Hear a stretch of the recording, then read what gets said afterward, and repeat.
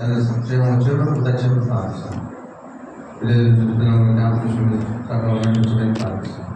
తండ్రి నాకు ముందు నాయకులను నడిపించమని ప్రార్థిస్తాం. పాటల ద్వారా, సంగీతం ద్వారా, వాక్యం ద్వారా నిన్ను వెంబడించుకున్న కొరకు నీ స్వరము మీరే వరగా నీ చిత్తాన్ని ప్రకారం చేసేవారుగా నీ మాటకు లోబడిగా తను విన్న వాక్యాన్ని దాని ప్రకారం చేయవారమైనట్టు కృతజ్ఞతలు ప్రార్థిస్తాం. కనబడి చీకటి శక్తులు నడిచేస్తున్నాం, బంధిస్తున్నాం, వాళ్ళ బంధించమని కోరుకుంటున్నాం. వాళ్ళని అందరినీ నీ అదుపుచ్చుకొని దాన్ని వేరే పేరుకి తీసుకొని కోరుకుంటున్నాం. జనాలను మహిమాగంత ప్రభావం ఆరంభించుకుంటున్నాం. దేశ ద్వారా చూస్తున్నాం తండ్రి.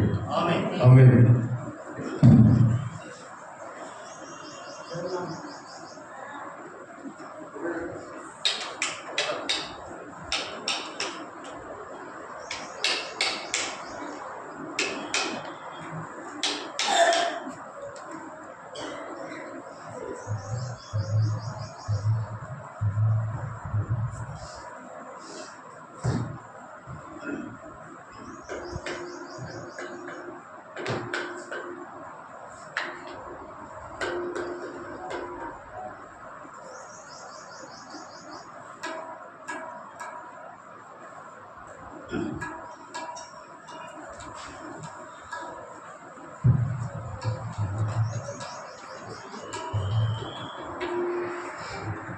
పాట సంఖ్య 91 పాట.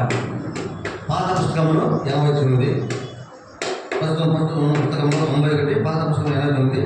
సాగిలపడి ప్రఖ్యాతం సాక్ష్యముతో ఆత్మతో మనకు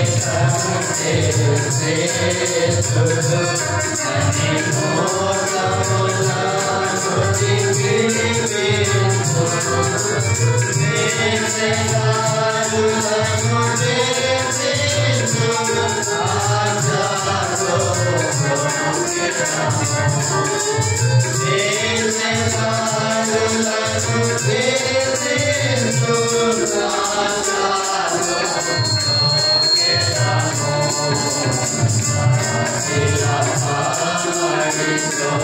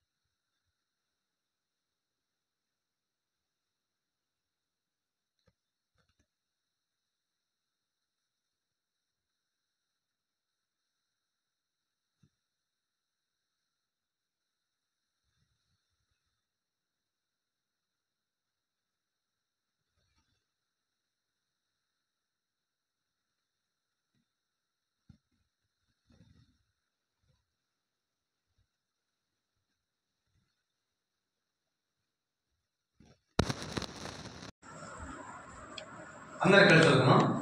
కీర్తన గ్రంథం 138వ అధ్యాయం 6వ వచనం అందరూ కలిసి చదువుకున్నాం. యెహోవా మహోన్నతుడైనను ఆయన దీనులను లక్ష్య పెట్టిన బాగోదు. మళ్ళా చదువుకున్నాం. అలా కలిసి గట్టి చదవండి. కీర్తన గ్రంథం 138వ అధ్యాయం 6వ వచనం. యెహోవా మహోన్నతుడైనను ఆయన దీనులను లక్ష్య పెట్టిన దేవుని నాయకుడు ప్రార్థన చేసుకున్నాం. కృపగల దేవం మరొకసారి మీ కృపను బట్టి జ్ఞాపకం చూసుకోండి. మమ్మల్ని సమకూర్చి అనుకున్నాం. మరొకసారి ఆరాధన వెలుగుంది, వాక్యంలో వెలుగు తల్లి మాటల ద్వారా మీరు సంధిపడి తన ఆత్మతో సత్యంలో నిన్ను ఆరాధించడం మా హృదయాన్ని తెలియజేయమని ప్రార్థిస్తున్నాం. ఇది ఆత్మ బలపరచండి. నీ కృత శక్తి బలం దీపమని కోరుకుంటాం. నీ ఆత్మ స్వతంత్రం నాకు దయచేయండి.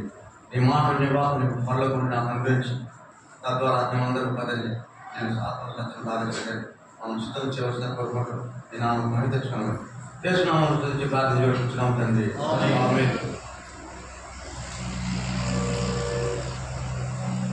యెహోవా మహోన్నతుడైనను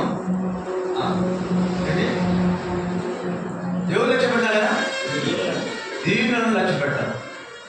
ఆయన గుణగణం ఏంటి? యెహోవా యొక్క గుణగణం లక్ష్యాలు, ఆయనకున్న గొప్పతనం, ప్రాధాన్యత, ప్రత్యేకత ఏంటి? యెహోవా అంటే ఏంటి? ఉన్నవాడు అయినవాడు. నిర్గమకాండం 3:14 నిర్గమకాండం 3:14.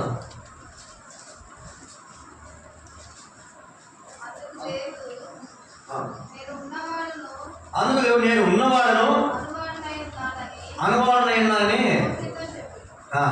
ఉన్నవాడు అనువాడు అంటే ఉన్నాడంటే ప్రస్తుతం ఉన్నాడు.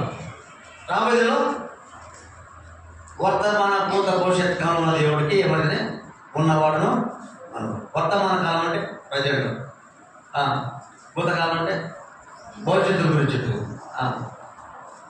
రాబోయే దినాలు, present tense, past tense, future tense.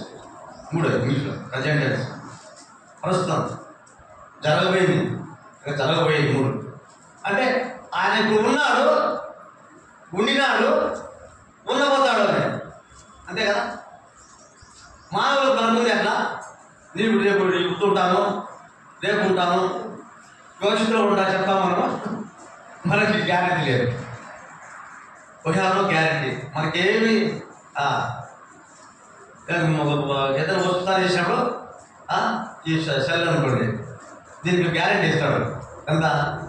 ఎన్ని సంవత్సరాలు, ఎన్ని రోజులు.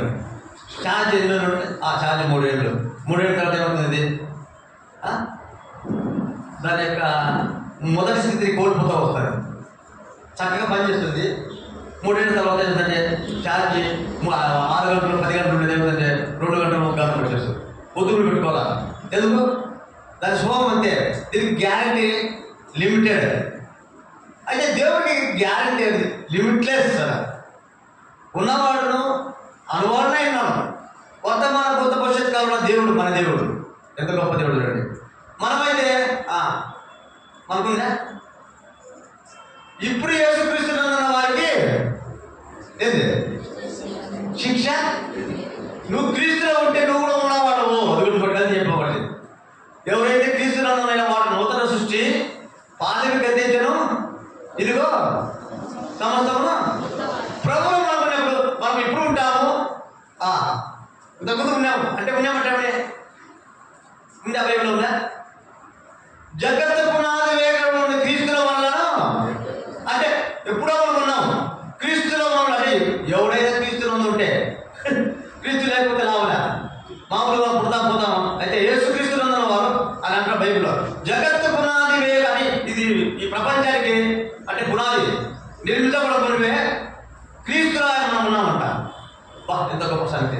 ఎవడైతే క్రీస్తులో ఉంటే వాడు ఎప్పుడో before the foundation of the world, లోకం పుట్టకముందే, లోకం నిర్మించబడకముందే మనం ఉన్నాము. ఇప్పుడు ఉంటున్నాము. రేపు ప్రభుత్వం కూడా మనము ఉండబోతాము. ఆ నిరీక్షణ నీకు నాకుంది. అందరికి ఉంటుందా? మనలో చాలా మంది వచ్చారు. క్రీస్తులో ఉన్న వారికి ఈ నిరీక్షణ ఉంది, క్రీస్తులో లేని వారికి ఉంటుందా? కొట్టిదే ఊరికి భక్తి మందిరానికి కొడతాము, ఒక అలవాటు పక్కన పోతాము. అయితే రక్షణ మార్గం యేసు క్రీస్తు హృదయం చేర్చుకొని మన పాపం చేర్చబడి ఆ రక్తం చేత పొలబడి తర్వాత మన జీవితం ఎవడైతే క్రీస్తు నందున్నవాడో వాడు నూతన సృష్టి, ప్రాథమిక జీవితం సమస్తమును క్రొత్తమైన మనం నూతన. మీరు ఎవరు ఉంటే ఈ షర్ట్ ఉన్నదండి, కొత్తగా తీసుకుంటారు, ఒక 2 రోజులు వాడితే ఏమవుతుంది? పాత అయిపోతుంది. మనం ఏం చేయాలని పుచ్చుకోవాలి. అయితే క్రీస్తులో ఉంటే మనం పాత వాళ్ళని కావాలి, ఎప్పుడు నూతనమైన వాళ్ళని గుర్తుపెట్టుకోవాలా. ఎప్పుడైతే మనం క్రీస్తులోకి వచ్చామో ఎల్లప్పుడూ నూతనంగా చేస్తున్నాం, నూతనమైన వ్యక్తులమే. ఇప్పుడు కానీ ఎప్పుడు కానీ రాబోయే మన కానీ గుర్తున్నా కానీ ఎప్పటికైనా మనం ఎవరైనా క్రీస్తులో మనం క్రీస్తులో ఉన్నాం కాబట్టి ఆయన యెహోవా మహోన్నతుడైన ఆయన దీనులను లక్ష్య పెట్టాడు. నిన్ను నన్ను ఏం చేశాడా? మన పైన లక్ష్యం ఉంచాడు గుర్తుంచుకో. అందుకే ఇక్కడ వచ్చినాం. ఈ యొక్క చెన్నూరులో ఎంత జనం అండి? చెన్నూరు జనం కాదు 2,000 ఉంటారు. ఒక 20,000 ఉంటుందా? నేర్చుకుంటారా? ఒక 50,000 కానీ ఇంతమంది జనంలో మనమంతా ఒక 150-200 అంతేనా? అంత కొద్ది మంది మాత్రమే క్రీస్తులో మనం అంతా కొనబడేవాళ్ళం. అలాగే ఆయనకి తెలియదు నీకు నాకు యాదగిరి ఇచ్చినాడు జీవం గల దేవుని, సృష్టికర్త దేవుని, ఉన్నవాడు అమ్మవాడి దేవుని, నిన్ను నన్ను పుట్టించిన దేవుని ఎరిగిన వాళ్ళని మనం లోకం ఎగదు. పుట్టినామా, తిన్నామా, తాగుదాం, పోతాం అంతే. రేపేమో సంభవించినా నీకు తెలియదు. నీ జీవము ఏ పార్టీ కొంతసేపు కనబడి అంతలో మాయమైపోయే మనం క్రీస్తులో ఉంటే మనం మాయం కావండి. గుర్తుపెట్టుకో. వెళ్ళిపోము నిత్య జీవము క్రీస్తులో ఉన్న వారికి ఎప్పుడు ఎల్లప్పుడు జీవం కలిగిన వాడు. ఆ తోటలో ఉన్నవారు ఎప్పుడు నీళ్ళు ప్రవహిస్తూనే ఉంటాయి, ప్రవహిస్తూనే ఉంటాయి, పండ్లు కాస్తా ఉంటాయి, కాయలు కాస్తా ఉంటాయి. ఎప్పుడు మనం క్రీస్తులో ఉన్న జీవనము ఎప్పుడు ఫలించే వారంగా, ఎప్పుడు జీవం కలిగిన వారంగా, అనేకులు తృప్తి పరిచే వారంగా, మనం తృప్తి పొందడం మాత్రం అదే అనేక లోకంలో మనకి వెలిగించే వారంగా, వెలుగు కలిగించే వారుగా ఉంటాం ఎప్పుడు క్రీస్తులో ఉంటే. క్రీస్తులో ఎవడైతే కాబట్టి యెహోవా మహోన్నతుడైనను ఆయన దీనులను ఎవడు విరిగి నలిగిన హృదయం కలిగి ఆ వరకుచున్న వాడిని నేను దర్శి. కాబట్టి నిన్ను నన్ను వినయగలగాలి. ఎప్పుడైతే ఆయన మనం రక్షించాడు, ఆయన మనం రక్షించాడు. ఆయన కనుదృష్టి, ఆయన ఆలోచన, ఆయన ఉద్దేశం నీ నా పైన కలిగింది, వెలుగు కలిగింది. అపోస్తలుడైన సౌలు ప్రజలను హింసతో ఉన్నప్పుడు ఏమంటారా? ఆయనకు దృష్టి కలిగింది. ప్రభువుని ఏమంటే నువ్వు నిజంగా చేస్తున్నావు. ఆయన కరులో ఉంటే రాలిపోగా దృష్టి కలిగి ఆయన ఏం చేశాడు? దేవుని స్వార్థ పట్టి ఒకప్పుడు దేవుని పనులు హింసించాడు, కొట్టినాడు, జైలుకి వేసి అడగాలి. అయితే క్రీస్తు ఎప్పుడైతే వచ్చాడో, నూతన స్వామి ఎప్పుడు వచ్చిందో అతనికి ఏమైంది? పాత విగదించడం. అది కదా నీలో నాన్న పాత స్వభావం, పాత అలవాట్లు, పాత బుద్ధులు, పాత కోరికలు, పాత మనసు ఇవన్నీ మనం పోయినాయి. నూతనంగా చేయబడిన వ్యక్తిగా ఇది మనం పరిస్థితి స్థలానికి దేవుని ఇంటికి వచ్చి ఆయన ఆరాధిస్తున్నాడు. ఒకప్పుడు పొరవాడిను పాత వాడు, దృష్టి లేని వాడు, చీకటిలో ఉన్నవాడు, అంధకారంలో జీవించేవాడు, అపవిత్రమైన కార్యం చేసేవాడు. అయితే నువ్వు నాకు దర్శించావు, నువ్వు నన్ను లక్ష్యం పెట్టావు, నీ దృష్టి నా మీద పడింది, నన్ను చూశావు, నీ కన్నులు నన్ను చూశాయి. నాయన లోకంలో ఎవరైనా చూడలేదు కానీ నిన్ను నన్నే చూసాయి, ఎక్కడో నన్ను చూశాయి. నీ దృష్టి నా పైన ఉంచి, నా పైన లక్ష్యం ఉంచి నువ్వు నన్ను ఎన్నుకున్నావు, ఏర్పాటు చేసుకున్నావు. ఎంత గొప్ప దేవుడు అయ్యా నువ్వు. నా పాత స్థితికి పోయింది, పాత బతుకు పోయింది, చెడిపోయింది. అలా 36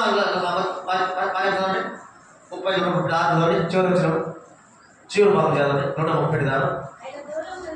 ఆయన దూరం నుండి గర్భించడం బాగుగా ఎరుగుతున్నాం. మనం దృష్టిలో ఉన్నాం. అప్పుడు ఆయన బాగా ఎరిగాడు. అయితే ఆ దుష్ట స్వభావం చూపించి ఆయన దృష్టి బలపైన ఉంచాడు, లక్ష్యం ఉంచాడు. ఒకప్పుడు మన దృష్టిలోనే ఆయన దూరస్తులమే, అన్యాయస్తులమే, చెడిపోయిన వారమే, ఎందుకు పరికరాల వారు అయినప్పటికీ మన పైన ఆయన లక్ష్యం ఉంచాడు. మనం ఏ పాటి వారమండి? ఏ గొప్పవారమా లేదా దరిద్రమా? మన మంచి పేరు ప్రతిష్టలు ఉన్నాయా? ఏమి లేవు. మనం లోకంలో కళలో ఎన్నికలేని వారం. అటువంటి మనను మన పైన ఆయన దృష్టి, ఆయన లక్ష్యం ఉంచి మనం ఏర్పాటు చేసుకుని తన రక్షణ ఆనందాన్ని మనకి ఇచ్చాడు. ఆ గొప్ప రక్షణ బట్టి ప్రభువా నువ్వు నా పైన దృష్టించడం ద్వారా, దుష్ట స్వభావం విడిపించడం ద్వారా నీ సన్నిధి రాగలిగినాను, నేను ఎరగలిగినాను. నా పైన వచ్చిన ప్రేమను బట్టి నీకు వందనాలయ్యా అని చెల్లించాను. నువ్వు మహాన్నతుడు అంటే ఉన్నత పరిస్థితుల్లో నివసించే దేవుడు ఆయన. అంత గొప్ప దేవుడు, దేవుడు పరిశుద్ధుడు పరిశుద్ధుడు అని దినదిన పొగడపడుతున్న దేవుడు. పరిశుద్ధుడు లేదా దివారాత్రంలో ఆయన ధ్యానించేవాళ్ళట. ఆయన దూతలట. ఆ దూతకి ఏముంది? ఆయన ఇదే గాన ప్రతి గానంతో ఆయన స్థుతించేవారు. కానీ మనం ఎదుర్కొన్నారండి, కనదోయపడిన మనం మనపైన లక్ష్యం ఉంచి, మనపైన దృష్టి ఉంచి మనం ఏర్పాటు చేసుకొని రక్షించాడు. ఎంత గొప్ప దేవుడు అండి. కాబట్టి ఆ దేవుడికి నువ్వు స్తుతి ఆరాధన చెల్లించడం ఎట్లా ఉండగలవు? నీ హృదయంలో దేవుడికి ఉందా? హృదయంలో ఏ ఆలోచనతో ఏ ఉద్దేశంతో వచ్చినావు? ప్రభువా నువ్వు రక్షించుకున్నావు, నన్ను ఏర్పాటు చేసుకున్నావు, నా బ్రతుకును మార్చినావు, నా నూతన పాత తీసేసినావు, పాత లోకంలో ఉన్నది శరీరాశ జీవనం దూరపరిచినావు. అందును బట్టి నీకు వందనాలు చెప్పి ఆ హృదయంతో వచ్చినావా? నిద్రమత్తుతో లోకంలోని రకరకాల ఉద్దేశ ఆలోచనలు వచ్చినావా? పరిస్థితి మందిలోకి ఎటువంటి ఆలోచన ఎటువంటి ఉద్దేశంతో వచ్చావు. కాబట్టి ఆలోచన ఉందా? ప్రభువా నువ్వు నా పైన లక్ష్యం ఉంచావు, నువ్వు మహాన్నతుడు, నువ్వు గొప్ప దేవుడు తండ్రి. ఉన్నత పరిస్థితి ఆకాశం మహాకాశం పట్టాలి రావాలని దేవుడు పోయా. అంత గొప్ప దేవుడు పాపినైన నన్ను, చెడిపోయిన నన్ను ఏర్పాటు చేసుకున్నావు, లక్ష్యం ఉంచావు. అందులో బట్టి నీకు ఏం చేయాలా? నా హృదయపూర్వక స్థితి ఆరాధన చెల్లిస్తున్నాను చెప్పి నువ్వు ఆలోచించబడుతున్నా. చదువుదాం ప్రకటన 1:18.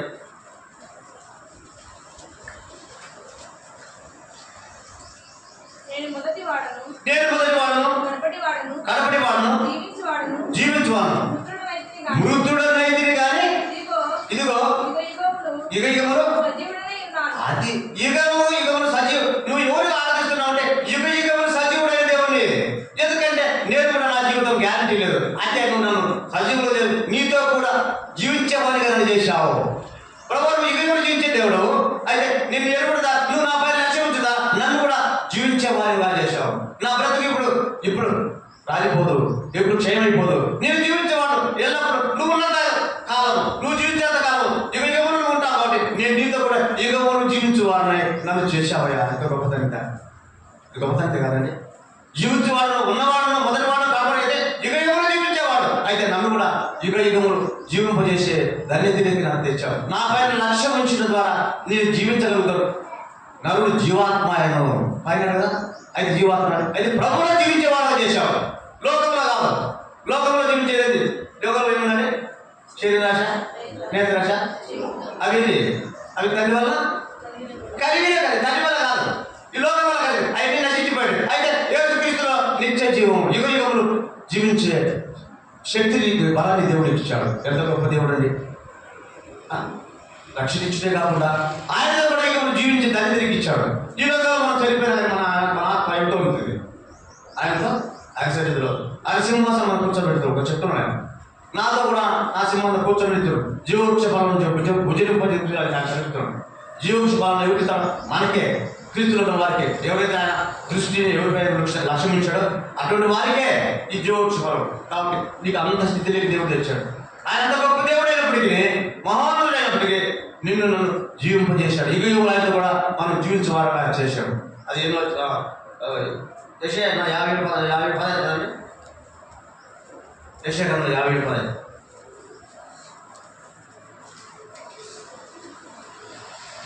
యెషయా గ్రంథం 57:10. మహాగణుడును, మహానదుడును, పరిశుద్ధుడును, నిత్య నివాసి అయిన వాడు ఈలాగా సెలవిస్తున్నాడు. నేను మహోన్నతమైన పరిస్థితుల్లో నివసించేవాడును, అయినను వినయము గల ప్రాణమును ఉజ్జింపజేయుటకును, నలిగిన వారి ప్రాణమును ఉజ్జింపజేయుటకు, వినయము గల వారి యొద్దను ఎక్కడ నివసిస్తాడా? ఎక్కడ నివసిస్తానండి? అర్థమవుతుంది. ఇది మాత్రం గుర్తులు కూర్చుంది. మీరు నిద్రపోతాను, నాకు నిద్ర వస్తుంది. ఇంతసేపు మనం విడిచిపెట్టాం కదా. అక్కడి నుంచి వచ్చాను. రాత్రి పడుకున్నాను. దేవాలయం జాగ్రత్త కాబట్టి మనం నిద్రపోతే ఎట్లా కొన్ని మాట విందాం, ప్రభుత్వం ఆరాధిద్దాం. నేను ఎక్కడ నివసిస్తాను? వినయం గల వారి ఎదురు, దీన మనసు గల వారి ఎదురు దేవుడు నీలో నన్ను నివసించాలని కోరినాడు. ఎందువల్ల ఆయన కూడా ఉన్నత నివసించే దేవుడు. ఆయన నీ యొక్క ఆయన నీలో నాలో నీ హృదయంలో నా హృదయంలో నివసించాలని కోరిన దేవుడు ఎంత గొప్ప ధరించాడు. ఆయన నివసించే స్థలము మహోన్నత పరిశుద్ధ స్థలము. ఆయనను వినయము గల దీన మనసు గల నివసించు ఉద్యోగం గౌరవించు మాట. ఆయనను వినయము గల వారి ప్రాణమును ఉద్యోగం చేయటను, నలిగిన వారి ప్రాణము ఉద్యోగం చేయటకు, అది వినయము గల వారి దీన మనసు వారిద్దను ఉద్యోగం అంటే జీవింపజేయాలని. ఎవరైతే వినయం గల వారుగా నలిగిన వారుగా ఉంటాడో దేవుడు నిన్ను మనం ఎప్పుడైతే మన యొక్క స్థితిని మన బ్రతుకును ప్రభుత్వ వినయంతో దీన మనసుతో ఒప్పుకున్నామో ఆ దేవుడు మన ఎంత నివసించాడు. దేవుడు మనల్ని వచ్చాడు, మన హృదయం నివసించాడు. తర్వాత మనలో చీకటి అంతా వెళ్ళిపోయింది, అంతే కదా. ఎప్పుడైతే దేవుడి జీవాత్మలోకి వచ్చిందో మనలో చీకటి బ్రతికి వెళ్ళిపోయింది. అందుకే ఆ దీన మనసు గల వారి ఎద్దును వినయం గల వారి ఎద్దును నివసిస్తున్నాడు. ప్రభు నీలో నివసిస్తున్నాడా? నువ్వు నిజంగా దేవుడు నువ్వు నివసిస్తే నిజంగా నువ్వు లక్ష్యం మారుతుంది. దేవుడు నీ హృదయం నివసిస్తున్నా అంటే నువ్వు ఎట్లా ఆరాధించగలవు? దేవుడు నీ లేకపోతే నువ్వు ఆరాధించలేవు. ఒట్టి గాలి మాట మాట్లాడాల్సిందే. నిజంగా దేవుడిలో నివసిస్తున్నాడంటే వినయము దీనత్వం దేవుడు ఇచ్చినాడంటే దేవుడు నివసిస్తున్నాడు. దేవుడు మనలో ఎప్పుడైతే హృదయానికి వస్తాడో మనకి ఏమొస్తుందండి? దీనత్వము వినయం వస్తుంది.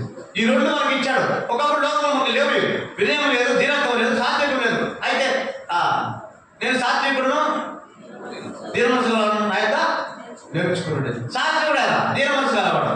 ఆయనతో నేర్చుకున్నారు, ఆయన నేర్పించాడు. ఎలా జీవించాలా, ఎలా బ్రతకాలా, ఎలా పరిశుద్ధంగా ఉండాలని ఆయన ఒక ట్రైనింగ్ పంపించాడు. ఎందుకు?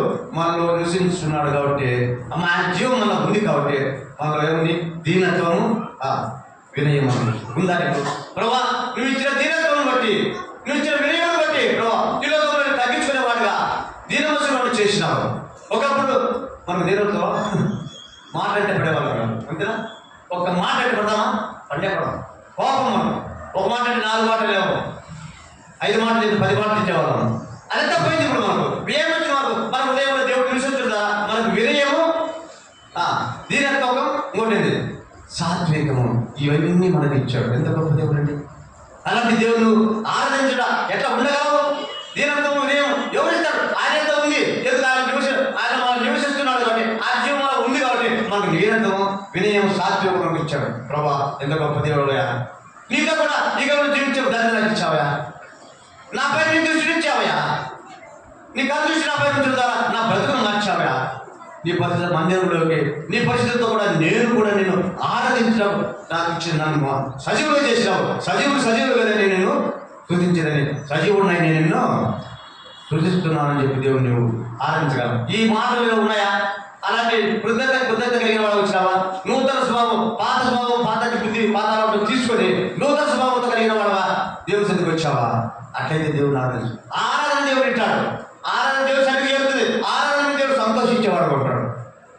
నీ హృదయంలో వినయం లేకుండా, దీనత్వం లేకుండా, సాత్వికం లేకుండా, దేవుని ఆత్మ లేకుండా నువ్వు ఆరాధిస్తే అది పైకి కూడా పోదు.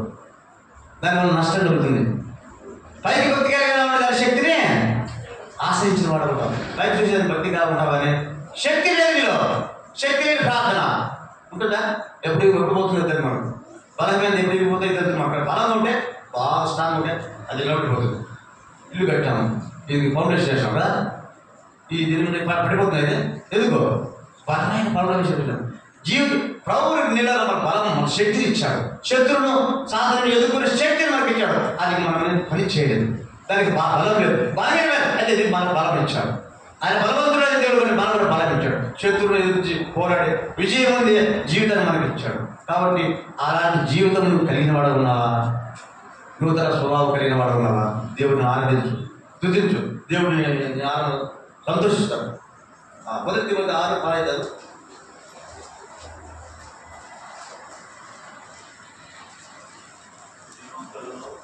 శ్రీమంతుడును అద్వితీయుడకు సర్వాధిపతి యుక్త కాలములందు ఆ ప్రత్యక్ష పదాలు సమీపింపరాని దేశంలో ఆయన మాత్రమే వసించు అమరత్వం గలవాడై ఉన్నాడు. అంటే ఏమని? సమీపింపరాని దేశంలో ఆయన మాత్రమే వసించు అంటే ఏంది? మరణం లేని వాడని. నువ్వు నేను కూడా ప్రభులో ఉంటే మనకు మరణం లేదు, మరణంపై జయమిచ్చాడు. అది చెప్పేది ఈరోజు ఉదయకాల ప్రభా ఏ విధంగా నువ్వు అమరత్వం మరణం జయించి తిరిగేసే మరణం పైన విజయం పొందినావో, నువ్వు అమరుడైనావో, మరణం లేని వాడుకున్నావో, యుగం జీవించి వాడుకున్నావు. నన్ను కూడా మరణంలో తప్పించి మరణంపై విజయించావు. నేను కూడా నాకు కూడా ఏమి లేదు, మరణం లేదు. మాకు గుర్తుపెట్టుకోవాలి. రెండో మరణం లోకంలో ప్రతి వారికి ఉంటుంది. అయితే మనకు రెండో మరణం లేదు. రెండో మరణం దాటించాడు. మొదటి మరణంలో కూడా చనిపోతాం. రెండో మరణం ఆయనతో కూడా మనం ఏలేవారు జీవించే వాళ్ళం ఉంటాం. అమరత్వం కలిగిన వాడు యుగంలో ఆయనతో కూడా మనం ఏలేవారు అమరత్వము మరణం లేని వారే చేశాడు. ఒకప్పుడు నేను చనిపోయిన వారం చచ్చే స్థితిలో ఈ లోకంలో కొట్టుకుంటాడుతున్నాడు. అయితే అటువంటి వారిపై మనం దృష్టి ఇచ్చాడు, కనుదృష్టి ఇచ్చాడు, లక్ష్యం ఇచ్చాడు, మనలో అమరులుగా చేశాడు, మరణం లేని వారే చేశాడు. ఎంత గొప్ప దాన్ని ఈనాడు ప్రభా నాకు మరణంపై విజయం ఇచ్చావు. మరణం లేదు, నువ్వు అమరత్వరాలు దేవుడు కాడు, నన్ను కూడా మరణంలో తప్పించావు, మరణంపై విజయం ఇచ్చావు. నేను కూడా నీతో కూడా జీవితం నాకు మరణం లేదు.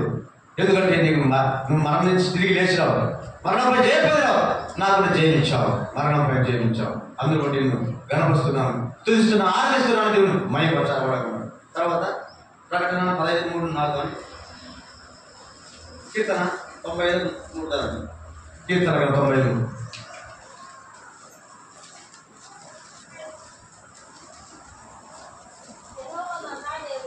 యెహోవా మహాదేవుడు దేవతలందరికీ పైన మహాత్యము గల రాజు అంటే రాజంటే రాజంటే అది పరిపాలకుడు, రూలర్. మహారాజు అంటే ఏలేవాడు. నిన్ను నన్ను ఏలేవాడు ఎవరండి? శత్రువు ఎడుతుందా? లేకపోతే ప్రభు ఎడుతున్నాడా? ఎవరు శిరస్సుతో మీద ఉన్నావు? ఎవరు పౌరతో కింద ఉన్నావు? ఈ లోపల మనం ఉన్నాము. మన ముఖ్యమంత్రి పలానా చెప్తాం. అదే పల్లవ దేవుడు ఆ ప్రభుత్వం ఉన్న ప్రభువునికి చెప్తారా? ప్రభానికి రాజు మాట, ఆయన రాజులకు రాజు తిమోతి రాజు అది కదా. 1 తిమోతి 6:15 1 తిమోతి 6:15 చదువు.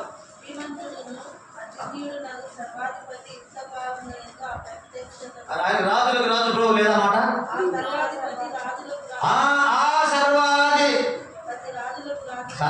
అధిపతి, సర్వానికి అధిపతి ఆయన. రాజులకు రాజు, ప్రభులకు.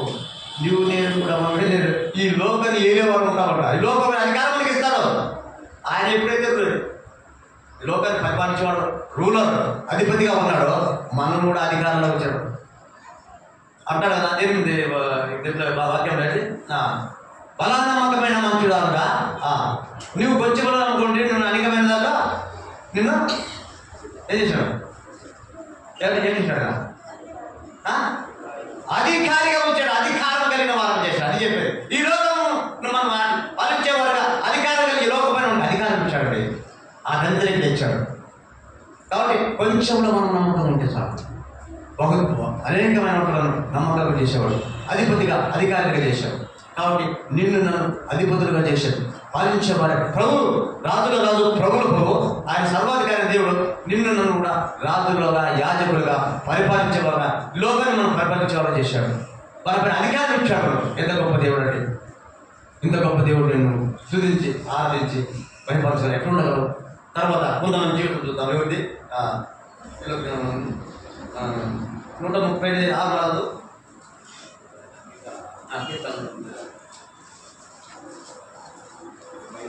35:6. యెహోవా మహోన్నతుడైనను ఆయన దీనులను లక్ష్య పెట్టును. అది ఆ మాటకు కీర్తన 135:6.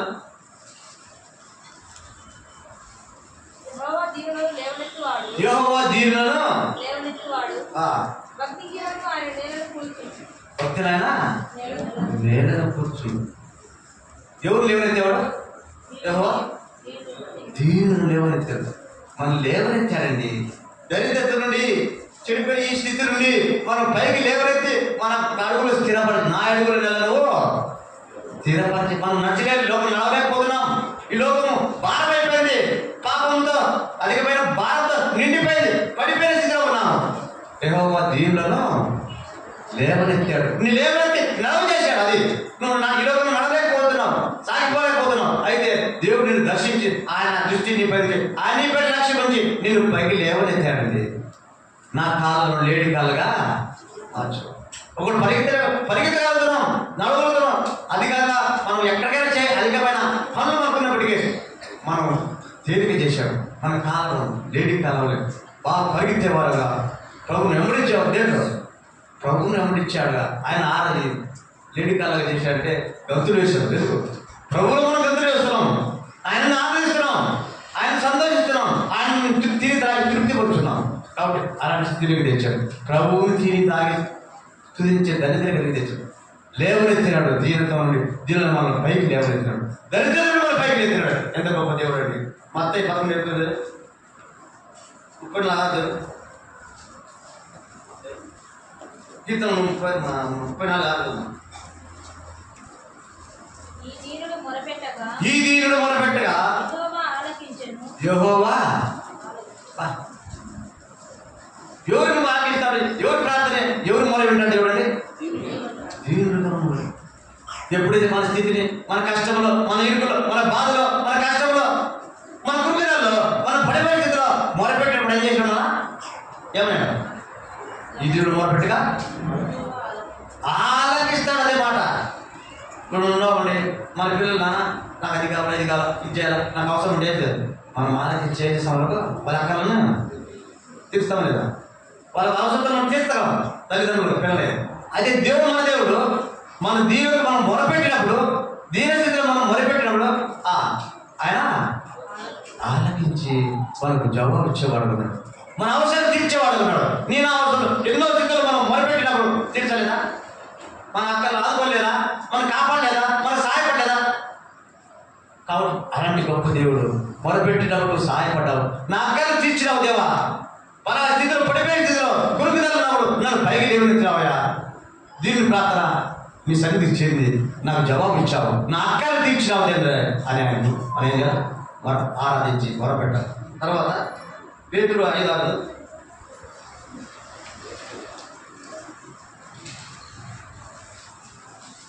దేవుడు తగిన సమయమందు మిమ్మల్ని హెచ్చించినట్టు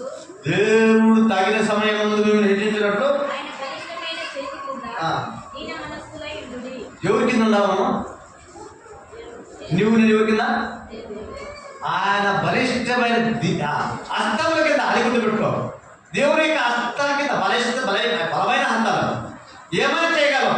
ఎంత కష్టస్థితులైనా ఆయన నేను పైకి లేవగలడు. విడిచిపెట్టే దేవుడు కావాలి. బలిష్టమైన వాడు, బలమైన చేతి కింద దీన మనసుకునే ఉండి.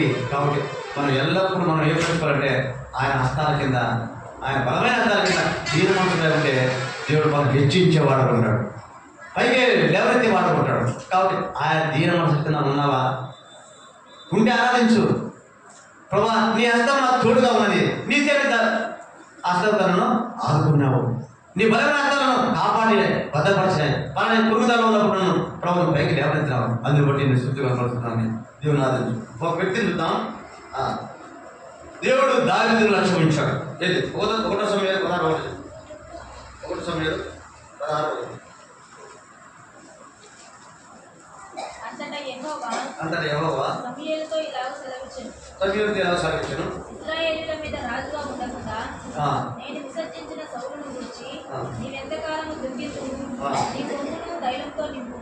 బెత్లెహేమీయుడైన యెష్షయి యొద్దకు పంపుచున్నాను, అతని కుమారులలో ఒకరిని నేను రాజుగా నియమించును.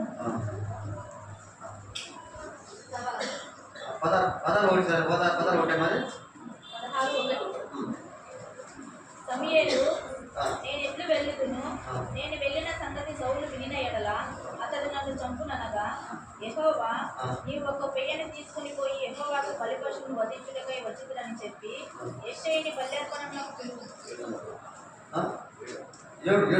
అయితే యెహోవా సమూయేలుతో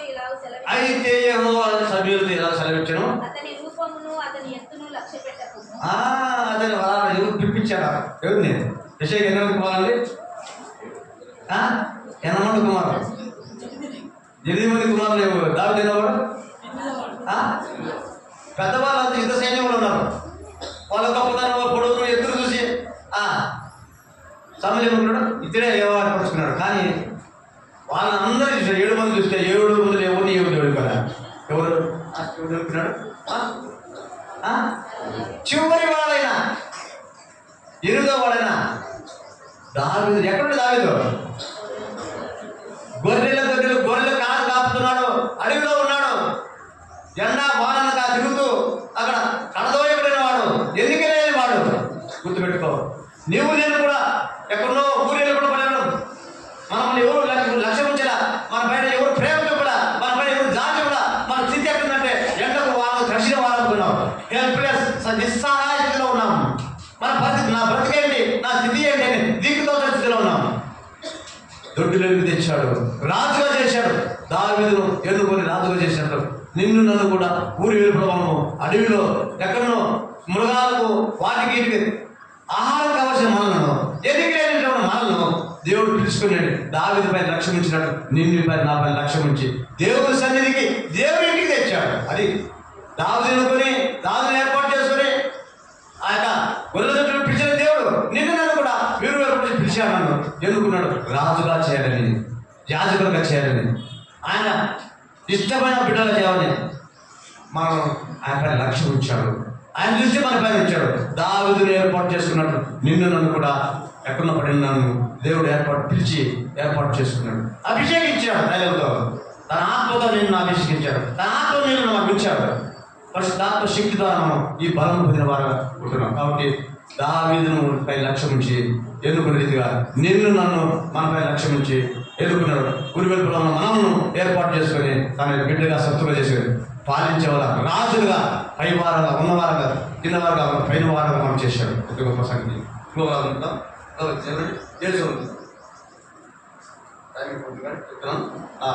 ఆదికాండం 37:20.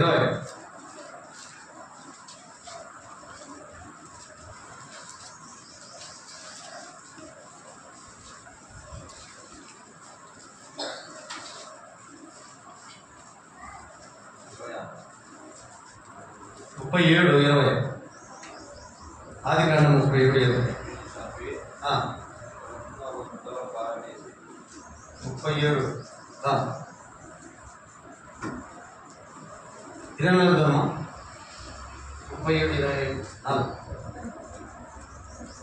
ఆదికాండం 37:24. అతన్ని పట్టుకొని ఆ గుంటలో పడదోసి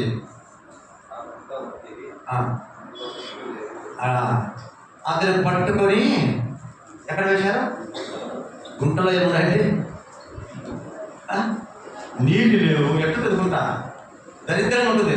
పాములు, కప్పలు, దేవుళ్ళు, రకరకాల విషపురుగులు ఉంటాయి అక్కడ. ఈ లోకంలో సాధారణ మనం ఎక్కడేశాడండి? గుంటలో పడేశాడు. పైకి రాకుండా లేవదా, నిన్ను పైకి లేకుండా నశించిపోవాలా, మరణించాలా, వీడు చనిపోవాలా, ఇది పైకి రాకూడదు అది మరణాన్ని కొని వాడుకున్నాడు శత్రువు సైతం. గుంట నిన్ను నన్ను గుంటను పైకి లేచాడు.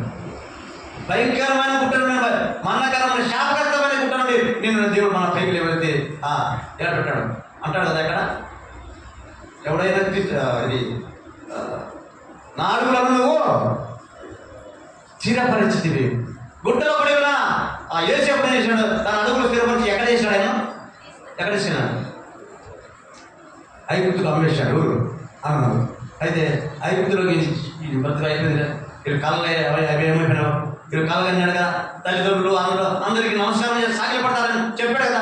ఇది కళ ఏమవుతుందని చెప్పి ఐగుప్తు రాజు కాబట్టి ఐగుప్తు వేసి ఎప్పుడు చేశాడు? దేవుడు ఆశీర్వదించాడు. ఐగుప్తు రాజు జరిగేసిన ఏం చేశాడు? ప్రధానమంత్రిగా చేశాడు. ముఖ్యమైన వాడుగా, అధికారిగా చేశాడు.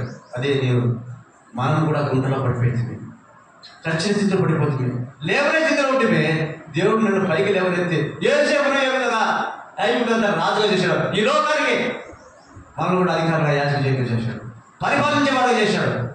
మన స్థితి గుట్టలాంటిదే, పడిపోయిన స్థితే, దిక్కులేని స్థితే, నెమ్మది లేని స్థితి, నిస్సహాయ స్థితి. అటువంటి స్థితి నుంచి దేవుడు నన్ను పైకి లేవనెత్తి అధికారులుగా, ఏలువారుగా, పరిపాలించేవారుగా, గొప్ప ప్రధానులు, యాజకులు మనం చేశాడు. ఎంత గొప్ప సంగతి అండి. యేసేపు జ్ఞాపకం చేసుకున్న దేవుడు జ్ఞాపకం చేసుకుని ఆ గుట్ట నుండి పైకి లేవనెత్తి మనల్ని స్థిరపరిచి మనం ప్రధానంగా చేశాడు. ఇంత గొప్ప దేవుడు అండి. ఇంత గొప్ప దేవుడిని ఆరాధించడం ఎట్లా ఉండగలవు? దావీదును ఎక్కడి నుంచి చేరుకున్నాడు? దావీదు ఎక్కడ? గొర్రెల దొడ్డి, గొర్రెలు కాపాడు, గొర్రెలు కాయవాడు అడవిలో. అటువంటి దావీదును ఎన్నుకున్న దేవుడు నిన్ను కూడా ఎక్కడో పడిపోయిన మనం ఏర్పాటు చేసుకుని దాని దేవుని ఇంటికి, దాని సన్నిధికి పిలిపించి నిన్ను మనల్ని ఆరాధించే వారికి చేశాడు.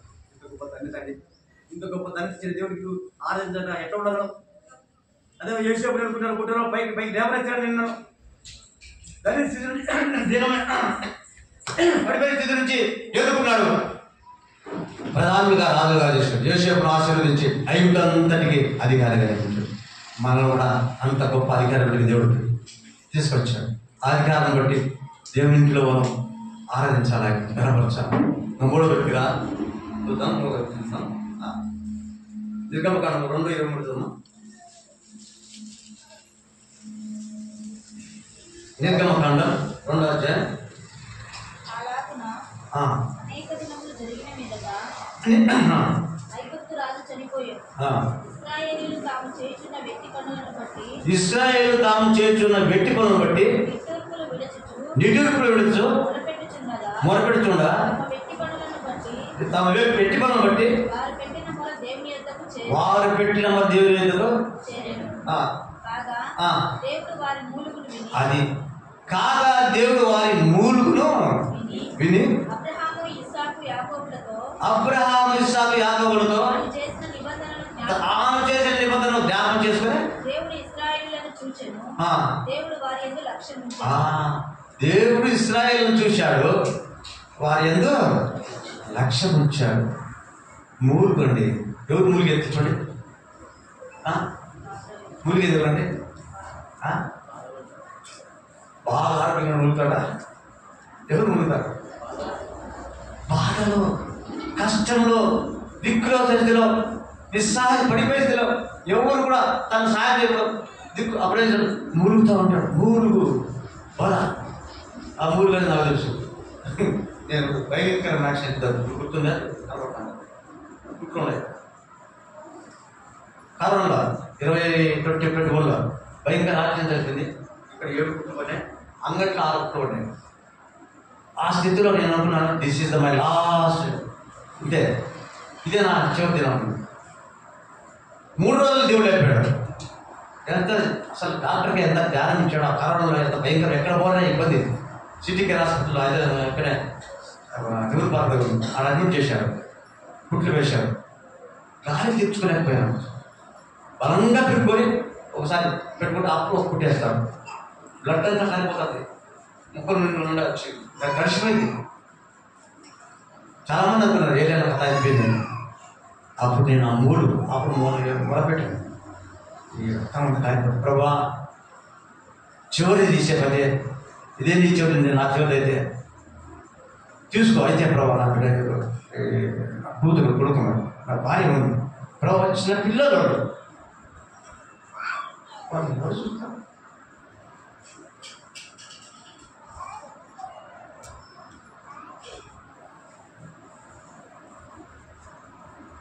అటువంటి దుఃఖం వచ్చింది.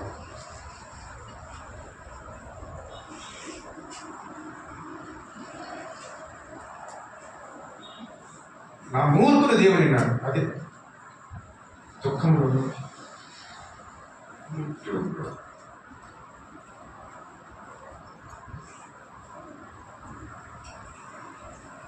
దేవుడు మన మూలు వింటాడు లేదు.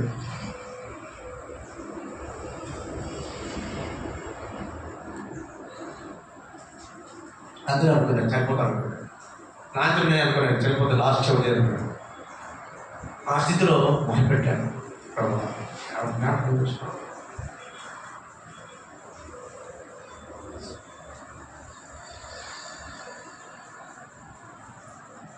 మనుషులే కొనుక్కుంటారు. దీనికి గతి పట్టింది, లోకం అనుకుంటుంది. దీని పాపలు పట్టే, లేకపోతే వీడు చేసిన అవిధులు పట్టు అని రకరకాల అనుకునే వాళ్ళు ఉంటారు కదా ప్రభావ. మరి నన్ను జ్ఞాపకం చేసుకోవాలి, నా మొర విను, నన్ను జ్ఞాపకం చేసుకో. ఆనాడు ఇశ్రాయేలు మొరపెట్టేప్పుడు బోర్డు విన్నావు కదా, నా మొర విను, నన్ను బ్రతికించు. బ్రతికితే ప్రభావ నీ కొరకు చూస్తాను, నీ నామకోగా జీవిస్తానని మొరపెట్టిన నా మూడు దేవుడు ఉన్నాడు. మనం కూడా ఒకప్పుడు మొరపెట్టాం కదా. క్రూరమైన పాపిని ప్రభా, చెడిపోయిన వాడిని ప్రభా, లోకంలో నాకన్నా అన్న అంత భ్రష్టుడు ఉండడే మన మూర్ఖును మన దేవుడు మనకు విన్నాడు. మన దరిద్రతను చూసి దేవరించాడు. మన గోయం చేశాడా? మన మూర్ఖుని వాటి దరిద్రం చూసి చదువు మా మాట. కాగా దేవుడు వారి మూలుగును విని అది అబ్రహాము ఇస్సాకు యాకోబులు తాను చేసిన నిబంధనను జ్ఞాపకం చేసుకున్నాడు. కాబట్టి నీతో నాతో దేవుడు నిబంధన చేసినాడు. మన మూలుగును విన్నాడు, మన మొర విన్నాడు. ఆ దరిద్ర స్థితి నుంచి మన పైకి లేవనెత్తాడు. ప్రభా నా మూలు ఇశ్రాయేలు ఒక మూలు, వాళ్ళ కష్టం బానిసత్వంలో వాళ్ళు పెట్టే కష్టఫలాలను వాళ్ళు దేవుడు మొరపెట్టినారు. నువ్వు నేను మనం మొరపెట్టాము, మూలిగినాము. మన కష్టంలో, మన బాధలు, మన ఇరుకులు ఇబ్బందులు ప్రభు చూశాడు. మన మూలుగును విన్నాడు, లేవనెత్తాడు. ఆ స్థితిని విడిపించి సంతోషం, సమాధానం, తృప్తి, ఆనందం ప్రభువులు మనకి ఇచ్చాడు. ఎంత గొప్ప సంగతి అండి. దరిద్రుడు పైకి లేవనెత్తాడు, పెంటకప్పుడు పైకి లేవనెత్తాడు. అంత గొప్ప దేవుణ్ణి మనం స్తుతించి ఆరాధించగల ఎక్కడ అదే కదా చెప్పి దేవుడు లాస్ట్లో మోషే జ్ఞాపకం చూసుకున్నాడు. నిర్గమకాండ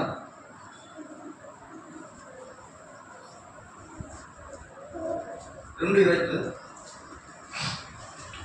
ఆమె ఒక కుమారుని కనినప్పుడు మోషే, నేను అన్య దేశంలో పరదేశమై ఉంటుననుకొని వానికి గెర్షోము అని పేరు పెట్టాను.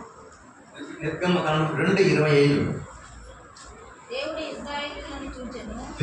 ఇశ్రాయేలును చూచెను, దేవుడు వారి యందు లక్ష్యము. అది దేవుడు ఇశ్రాయేలును చూశాడు, వారి ముందు దేవుడు నిన్ను చూశాడు, మన స్థితిని చూశాడు, మన బ్రతుకుని చూశాడు, మన మూలుగులు విన్నాడు. వారి పైన లక్ష్యం ఉంచాడు. నీ పైన, నా పైన దేవుడు ఈ దీనులు మొదలుపెట్టగా యెహోవా ఆలకించాడు. మన పైన లక్ష్యం ఉంచాడు. ఇశ్రాయేలు పైన లక్ష్యం ఉంచాడు. నీ పైన, నా పైన లక్ష్యం ఉంచాడు. మన మొర విన్నాడు, మన మూలుగులు విన్నాడు. మన పైన లక్ష్యం నుంచి పైకి లేవనెత్తాడు. గుంట నుండి పైకి లేవనెత్తాడు. గొర్రెల దొడ్డు నుండి తాగుతున్న విధంగా పిలిచాడు. ఊరి ఎప్పుడు పడిపోయినా మనం దిక్కులేస్తాడు. మనం దేవుడు మనం పిలిచి తన ఇంటికి, తన నివాసానికి, తన గృహం పరిశుద్ధాలను పిలిచి ఆరాధికులుగా చేశాడు. ఆనందించేవారు చేశాడు, పరిపాలించేవారు రాజులుగా, యాజకులుగా చేశాడు. ఇంత గొప్ప దేవుడు. కాబట్టి దావీదు పైన లక్ష్యం ఉంచాడు. ఇంకొక వ్యక్తి యోసేపు పైన లక్ష్యం ఉంచాడు. మూడో వ్యక్తి మోషే పైన లక్ష్యం ఉంచాడు. చూశాడు, అక్కడ మొదలైనది మోషేని అనుకున్నాడు విడిపించేదని. ఈ లోకము నుండి, ఈ లోకము చనిపోయే, నశించిపోయే పరిస్థితులు వీరికి సువార్త చెప్పేది, ప్రభు గురించి ప్రకటించడానికి నిన్ను అనుకున్నాడంట. మనం ఆదివారం వెళ్ళే అధ్యయనం సువార్త చేస్తున్నాం లేదా? ఎందుకు? ఈ లోకంలో నశించిపోయే వాళ్ళ నిమిత్తం వాళ్ళను నరకానికి పోగొట్టే ఇష్టం లేదు. కాబట్టి రక్షణ సువార్త ప్రకటించే వారికి చేశాడు. క్రీస్తు శిలువ గురించి సువార్తను ప్రకటించే వారికి చేశాడు. ఇంత గొప్ప తండ్రికి తెచ్చాడు. ప్రకటిస్తున్నాం మనం. ఒకవేళ ప్రకటించారు ప్రభు గురించి కలిగి అన్ని దేవుడు స్వార్థ చెప్తున్నాం, కొన్ని మాట్లాడి చెప్తున్నామా? వ్యక్తిగతంగా మన సాక్ష్యం కానీ, మన బ్రతుకు, మన జీవితం కానీ అలా చేస్తుంది. అదే మనం దేవుడు కోరేది. మోషే ఆ యొక్క ఇశ్రాయేలు మొర విని మోషే ఎన్నుకున్నాడు. నిన్ను నన్ను కూడా రక్షించి మానవం చేసేసి మనం ఎన్నుకున్నాడు దేవుడు. ఎందుకు? ఈ లోకానికి మనము చీకటిలో ఆశ్చర్యకరమైన వెలుగులో మనకు వెలిగించిన దేవుడు వాళ్ళని వెలిగించాలని కోరినాడు. లోకంలో నేను లోకంలో వెలుగును, నన్ను వెంబడించేవాడు చీకటిలోగా జీవ వెలుగు జీవించి అందరినీ అనేకులను చీకటిలో ఉండే ప్రజలను రక్షించడానికి నిన్ను దేవుడు ఏర్పాటు చేసుకున్నాడు. అంత గొప్ప ధన్యతని ఇచ్చాడు. కాబట్టి మనం ప్రభువును ఆరాధించడం ఎక్కడున్నారు. కాబట్టి 35:6 యెహోవా మోహంలో జరిగిన దీవెన లక్ష్య పెట్టాడు. నిన్ను నన్ను లక్ష్య పెట్టాడు. గుర్తుపెట్టుకో. దావీదు ఎట్లా విధంగా ఏర్పాటు చేసుకుని లక్ష్మించాడు, యోసేపు ఎట్లా లక్ష్మించాడు, మోషే పైన లక్ష్యం ఉంచాడు, నీ పైన నా పైన లక్ష్యం. మన మూలుగురు విన్నాడు, మన దీనస్థితి చూసినాడు, పడిపోయి చూసినాడు, మనం లేవనెత్తాడు, మనం నిలబెట్టాడు, మన అడుగులను స్థిరపరిచిన దేవుడు. కాబట్టి ప్రభు మనం ఆత్మతో సత్యంతో నీ యొక్క వ్యక్తిగతమైన జీవితం ఏమి మేలు చేశాడో, ఎన్ని ఆశ్చర్యకాలం చేశాడో దేవుడు నీ మూలుగురు విని నీకు జవాబు ఇచ్చినట్టే దాని గురించి ఆరాధించి పాడుపెట్టు. ప్రభావ నీకు గొప్ప కార్యం చేసినావు, నూతన సంవత్సరంలో నువ్వు ప్రవేశింపజేసి 3 మాసాలు కాపాడినావు. ప్రభావ నీకు వందనాలు చెప్పి దేవుని ఆత్మ సత్యంతో ఆరాధించిన దేవుడు అందరికీ పంపించగా.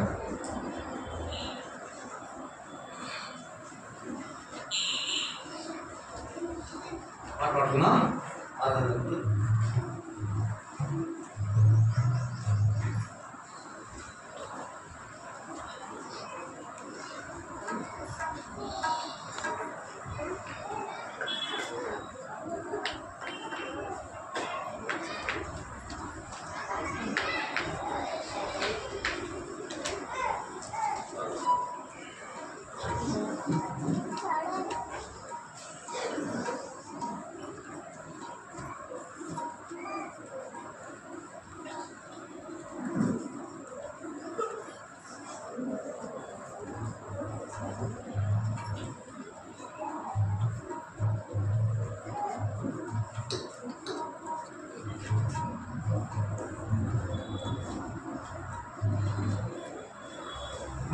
పాడుకున్నాం.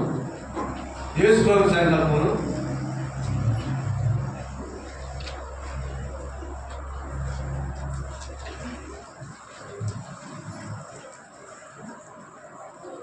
ఒకటి 5 పడుకున్నాం. 1వ వచనం 5వ వచనం 1 5 పడుకున్నాం. పరిస్థితి పాడు.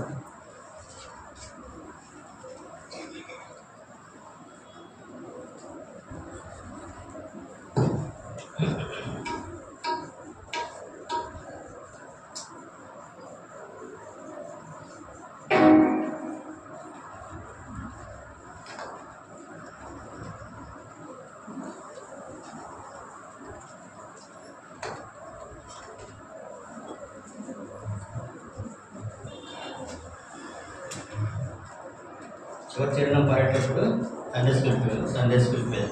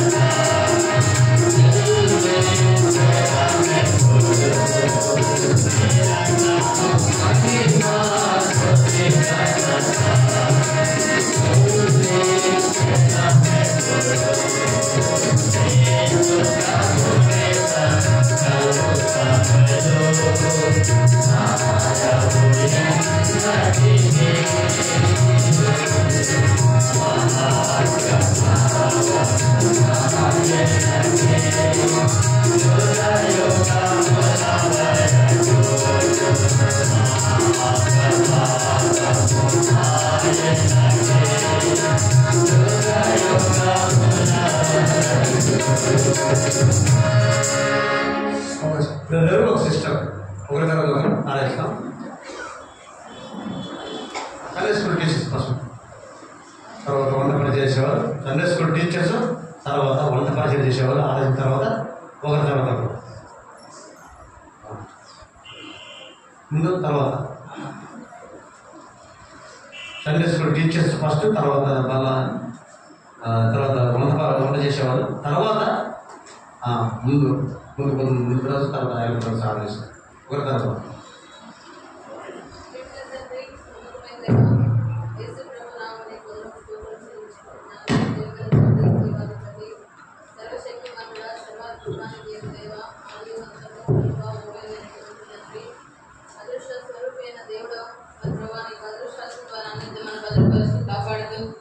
నడిపిస్తున్నటువంటి గొప్ప దేవుడు అని, నమ్మదైన దేవుడు అని నీకు వందనాలు చెల్లించుకుంటున్నాను. దయల తండ్రి, నిజంగా వేడుకలోని వంటి వాడేవాడు, పరిశుద్ధులు బట్టి మహనీయుడు, సుఖీర్తులు బట్టి పూజుడు, అద్భుతములు ఆశ్చర్యకార్యములు జరిగించేటువంటి దేవుడు.